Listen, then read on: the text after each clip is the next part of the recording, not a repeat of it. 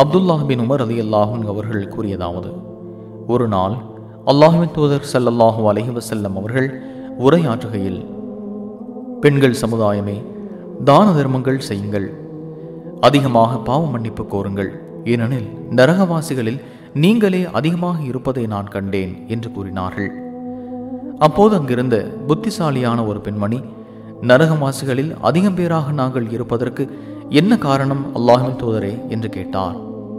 அல்லாஹ்வின் தூதர் ஸல்லல்லாஹு அலைஹி வஸல்லம் அவர்கள், நீங்கள் அதிகமாக சாபம் கொடுக்கின்றீர்கள், கணவனிடம் நன்றி இல்லாதவர்களாக நடந்து கொள்கின்றீர்கள், அறிவிலும் மார்க்கத்திலும் குறைபாடுள்ளவர்களாகவும் அறிவில் சிறந்தோரை கூட வீழ்த்தக்கூடியவர்களாகவும் உங்களை போன்று வேறு யாரையும் நான் காணவில்லையே என்று பதிலளித்தார்கள்.